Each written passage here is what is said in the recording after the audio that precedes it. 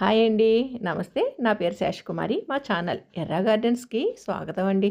ఇదిగోండి కింద సిమెంట్ సంచులు అవి పరుచుకుని మేమేం చేస్తున్నామో ఈ పాటికి మీకు అర్థమైపోయే ఉంటుంది. ఇదిగో చూడండి వాక్కాయ కొమ్మ. చాలా పొడవుగా సాగిపోయి గుత్తులు గుత్తులుగా కాయలండి. ఇవి ఎలా హార్వెస్ట్ చేయాలో తెలియక మా తిప్పలు మేము పడుతున్నాము.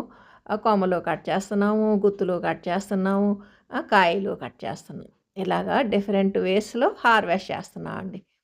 సంపెంగల కోసం తయారు చేసిన కర్రతోటి ఆ కొమ్మని జాగ్రత్తగా లాగి కొయ్యాల్సి వస్తుందండి. కొన్ని పెద్ద కొమ్మలైతే కరెంటు తీగల్లోకి వెళ్ళిపోయినాయండి. అవైతే ములక్కాడ కర్రతోటి జాగ్రత్తగా లాగి ఇంకా కొమ్మే కట్ చేసేసాము. ఇవి కొంచెం అందేలాగే ఉన్నాయి కదా అని ఇలా సంపెంగ కొమ్మతోటి లాగి కట్ చేస్తున్నాం అనమాట గుత్తులు. మొత్తానికి హార్వెస్ట్ పూర్తయిందండి. ఉదయం మొదలుపెట్టిన హార్వెస్ట్ ఇప్పుడు ఇంకా కొయ్యడం వరకు రాలేదు. ఆ కొమ్మలు ఇవన్నీ తీసుకొచ్చేసండి ఇక ఇంట్లో పెట్టేసి బయట పనులున్నాయండి. ఆ పనులవి చూసుకోవడం కోసం వెళ్ళాము. ఇంక అవన్నీ తిరిగి తిరిగి వచ్చేసరికి మెల్లిగా చీకటి కూడా పడిపోయింది. ఇవన్నీ ముళ్ళ కొమ్మలు అవి కదండీ! మనకి అటు ఇటు తిరుగుతున్నప్పుడు గుచ్చుకుంటాయి.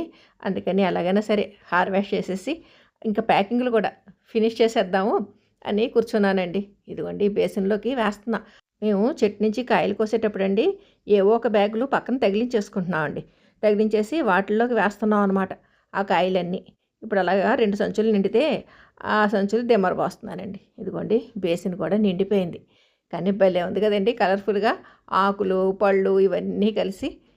ఈ వాక్కాయల్ని కలివికాయలని, కాలేకాయలని అంటారట. మా ఏరియాలో మాత్రం వాక్కాయలనే పిలుస్తారండి. ఇంత పెద్ద ఎత్తున మేము వాక్కాయలు కోయడం ఇది మూడోసారండి. మొదటి 2 సార్ల కంటే ఈసారి ఇంకా ఎక్కువ వచ్చినాయండి. అంటే ఇంకా ఎక్కువ మందికి మేము పంచిపెట్టుకోవచ్చనమాట. మరి ఇక చూద్దామండి ఎన్ని కాయలొస్తాయో. హార్వెస్ట్ చేస్తున్నా. పొద్దుటెప్పుడో కోసాం. ఇవి హార్వెస్ట్ చేద్దాం అనుకునే లోపు ఆ పని ఈ పని సరిపోయింది. చాలా పెద్ద సైజ్ అవుతుందండి కాయ. ఇదిగోండి ఇంత పెద్దగా అవుతుంది. అటువంటి ఈ సైజుకే కోసేస్తున్నాం. రోడ్డు మీద ఉంది కదా, ఇంకా మనం అలాగా ఇంకా పెద్దది పెరుగుతుంది కదా అని చూస్తే మొత్తానికి అసలు ఉండవని అదిను ఊరు వెళ్తున్నారండి మా వాళ్ళు. ఇక్కడ ఫ్రెండ్స్ కదా ఇవ్వడానికి ఉంటుంది చుట్టాలకని కోసామన్నమాట ఎక్కువ మొత్తంలో. ఫస్ట్ టైం హార్వెస్ట్ చేసినప్పుడు 6 ప్యాకెట్ అయినాయండి. ఆ తర్వాత హార్వెస్ట్ చేసినప్పుడు 7 ప్యాకెట్. ఇప్పుడు ఎన్ని ప్యాకెట్లు అవుతాయో చూడాలి.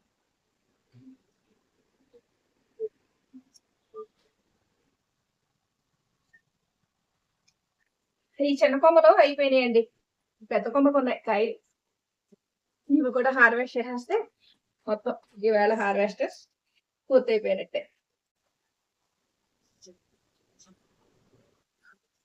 ఇవి కోసేటప్పుడు కూడా చాలా జాగ్రత్తగా కొయ్యాల్సి వస్తుందండి. ముళ్ళు, ఇవన్నీ ముళ్ళే. చెట్లు కోసుంటే మనకి ఈ కొమ్మ వృధాగా పోకుండా ఉండేది. అలానే చెట్టు దగ్గరే కొయ్యాలంటే మన వల్ల కాదే. ముళ్ళు, గుబురు అందుకనే ఇలాగా కొన్ని కొన్ని కొమ్మలు తీసేస్తున్నాం అనమాట. కొన్ని ఉన్నాయి కదా కాయలు.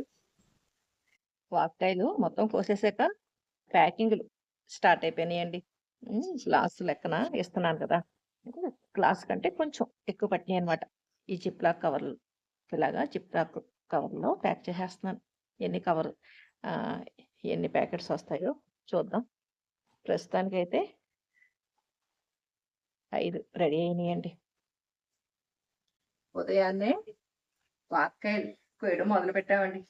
కొన్ని మామూలుగా ఒక్కొక్క కాయ కోసుకొచ్చాం. ఆ తర్వాత చిన్న చిన్న కొమ్మలు చివరికి పెద్ద కొమ్మ కట్ చేయడం ఇలా జరిగింది. చివరికి సాయంత్రం హార్వెస్ట్, నైట్కి వాటాలు పంపకం. లాస్ట్ టైము మొదటిసారి అయితే 6 కవర్లు అంటే మేము ఇంట్లో పట్టుకోగా 6 ప్యాకెట్స్ చేసి పంచిపెట్టామండి. ఆ తర్వాత 7. ఈసారి ఎన్ని ఉన్నాయో కౌంట్ చేద్దాం. మొత్తం అంతా అయిపోయి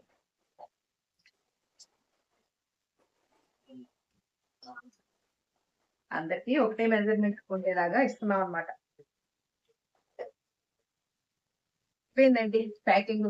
ఒక కాయ వదిలేసాను. ఎన్ని ప్యాకెట్స్ వచ్చినాయో చూద్దాం. 1, 2, 3, 4, 12, 13, 14, 15.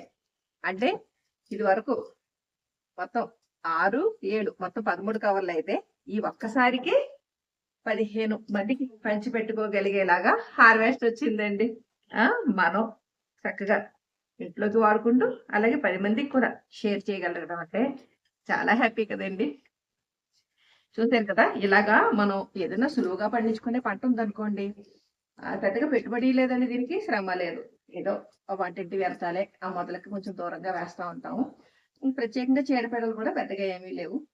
మనకి మంచి సి విటమిన్ ఉండే ఆరోగ్యకరమైన ఆహారం మనము తినొచ్చు, 10 మందికి షేర్ చేసుకోవచ్చు. కాబట్టి ఆరు బయట ప్లేస్ ఉంటే గనక అది వృధాగా మనకి ఏమీ వేయలేము అనుకున్న పరిస్థితి ఉందనుకోండి, ఇటువంటి వాక్య మొక్క ఒకటి వేసుకుంటే ఆవులు తింటాయి, గేదెలు తింటాయి, ఇటువంటి ఇబ్బంది ఏమి ఉండదు. ఏదైనా మేకలు లాంటివి తింటాయేమో కానీ మిగిలినవేమి పెద్దగా ఏమీ ఇబ్బంది పెట్టవు. పైగా మనకి కోతులు అవి వచ్చే ప్లేస్ లో వేసుకున్నాం అనుకోండి, కోతులు కూడా మన గార్డెన్లోకి రాకుండా ఉంటాయి. ఇలా చాలా సులువుగా పంట పండించుకోవచ్చు. కాకపోతే హార్వెస్టే ఇంకా మాకు దాంట్లో టెక్నిక్స్ తెలియట్లేదండి, అందుకే నానా అవస్థ పడుతున్నాం. చిక్కులు కట్ చేస్తున్నాం, కొమ్మలు కట్ చేస్తున్నాం, పాపం మొక్కని ఇబ్బంది పెట్టేస్తున్నాం, మాకు కూడా గుచ్చుకుపోతున్నాయండి ముళ్ళు. దీనికి ఏమైనా టిప్ ఉంటే మాకు కూడా తెలియజేయండి, ఎలా హార్వెస్ట్ చేయాలి ఏంటన్నది. చూసారు కదా ఈ వీడియో ఉపయోగపడుతుందని భావిస్తున్నాను. ఈ వీడియో పైన మీ అభిప్రాయాలు కామెంట్ సెక్షన్ లో తెలియజేయండి. సర్వే జన సుఖినో భవంతు. Please like, share and subscribe my channel.